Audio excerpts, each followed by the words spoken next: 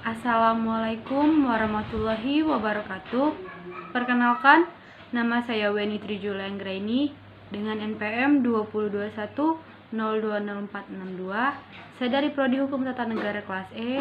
Di sini saya akan memenuhi tugas dari Bapak Hervin Yogi Pradika MHI tentang sifat dan karakteristik hukum Islam. Sempurna artinya utuh, lengkap segalanya. Kesempurnaan hukum Islam atau syariat dapat dilihat dengan diturunkannya syariat Islam dalam bentuk yang umum dan mengglobal permasalahannya, kecuali hal-hal yang bersifat langgeng. Nas membuat prinsip-prinsip hukum terperinci, konkret dan teknis. Misalnya masalah kepribadian, perkawinan, perceraian, dan warisan diterangkan secara terperinci. Syariat Islam dapat benar-benar menjadi petunjuk universal dengan bentuk yang umum dan global tersebut. Syariat Islam juga dapat diterima di semua tempat dan di setiap saat. Juga diharapkan hukum Islam dapat berlaku sepanjang masa. Elastis. Sifat dan karakteristik hukum Islam yang kedua yakni elastis. Mudah diubah bentuknya dan mudah kembali ke bentuk asal, lentur dan luwes.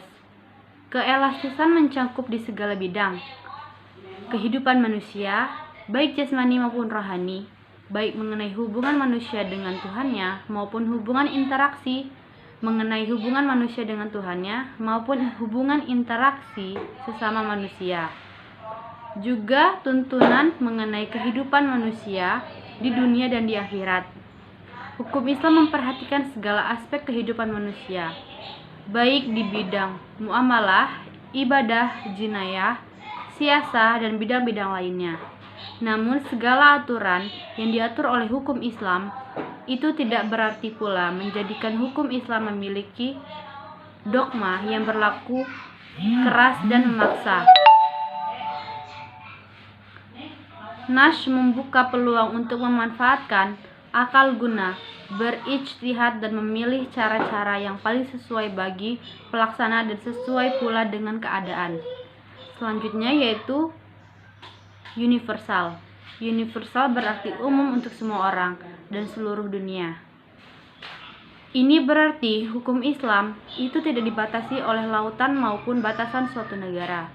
Bukti yang menunjukkan bahwa hukum Islam itu mempunyai sifat universal atau tidak harus dikembalikan kepada Al-Quran. Universal hukum Islam ini dinyatakan oleh Al-Quran sendiri yang berbunyi, "Dan tidaklah kami mengutus kamu melainkan untuk menjadi rahmat bagi semesta alam." Terdapat pada Quran surat Al-Anbiya ayat 107. Dan kami tidak mengutus kamu melainkan kepada umat manusia seluruhnya, sebagai pembawa berita gembira dan sebagai pemberi peringatan. Tetapi kebanyakan manusia tidak mengetahuinya. Quran surat Al-Saba ayat 28. Kedua ayat Al-Quran di atas menyatakan bahwa syariat dibawa oleh Nabi Muhammad bukanlah dikhususkan untuk orang Arab saja, namun berlaku bagi seluruh umat Islam yang ada di seluruh dunia. Selanjutnya yaitu dinamis. Dinamis dalam KBBI tersendiri dijelaskan makna dari kata dinamis adalah penuh semangat dan tenaga sehingga cepat bergerak dan mudah menyesuaikan diri dalam keadaan. Kedinamisan hukum Islam terletak pada dasar-dasar yang menjadi dasar dan 3 pokok hukum Islam, yaitu dasar-dasar pokoknya adalah sumber kekuatan, kelemahan, kemudahan, dan kesukaran dalam menetapkan hukum Islam, sesuai dengan tabiat manusia yang tidak menyukai beban yang membatasi kemerdekaannya, sehingga manusia memperhatikan beban hukum Islam dengan sangat hati-hati. Manusia tidak bergerak untuk mengikuti perintah jika perintah itu tidak dapat menawan hatinya atau mempunyai daya dinamika. Syariat Islam dapat menarik manusia dengan amat cepat dan manusia bisa menerima dengan ketetapan hatinya. Sendi-sendi dari kedinamisan hukum Islam yaitu meniadakan kepicikan, menyedikitkan tugas, mencariatkan hukum dengan cara berangsur-angsur, memperhatikan kemaslahatan manusia, mewujudkan keadilan yang merata. Sistematis. Dalam syariat Islam, sistematis bersifat atau artinya mencerminkan sejumlah doktrinnya, bertalian dan berhubungan antara satu dengan lainnya secara logis. Perintah sholat di dalam Al-Quran selalu diiringkan dengan perintah menunaikan zakat. Perintah untuk makan dan minum diiringkan dengan kalimat tetapi jangan berlebih-lebihan. Demikian pula dengan lembaganya. Pengadilan dalam Islam tidak akan memberikan hukum potongan tangan bagi pencuri bila keadaan masyarakat sedang kacau dan terjadi kelaparan. Tidak akan memberikan hukuman rajam bagi pezina dan kebiasaan berpakaian yang belum diterapkan sebagaimana yang dikehendaki oleh hukum Islam itu sendiri. Hukum Islam dengan lembaganya demikian saling berhubungan satu sama lain.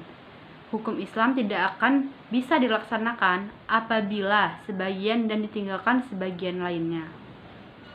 Hukum Islam bersifat ta'budi dan ta'akuli. Al-Syatibi menyatakan bahwa ta'abudi adalah sesuatu di mana tujuan hukum dalam melembagakan hukum untuk membebaskan mukallaf dan perintah-perintah hawa nafsunya, agar dia menjadi hamba Tuhan dengan sukarela, sebagaimana dia juga hamba Tuhan secara alamiah. Sedangkan ta'akuli adalah sebaliknya, bersifat ta'abudi.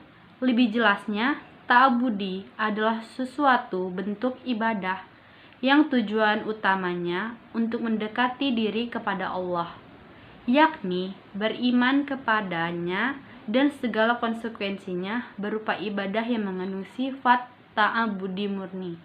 Artinya, makna yang terkandung di dalamnya tidak dapat dinar atau suprarasional. Manusia harus menerima apa saja yang telah ditetapkan oleh syariat. Contohnya, sewaktu Umar melaksanakan haji bersama Rasulullah mencium batu Hajar Aswad. Melihat itu, berucaplah Umar, "Kamu hanya sebuah batu. Jika aku tidak melihat Rasulullah menciummu, niscaya tidak akan aku lakukan hal ini." Bersifat ta'akuli, yakni bentuk dalam bidang muamalah.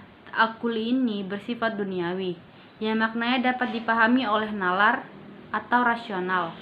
Maka manusia dapat melakukannya dengan bantuan nalar dan pemikiran manusia.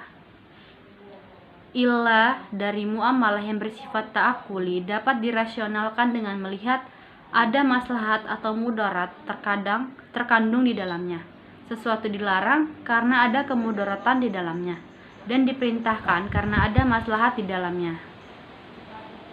Demikian penjelasan materi dari saya. Apabila ada kurangnya saya mohon maaf. Saya akhiri. Wassalamualaikum warahmatullahi wabarakatuh.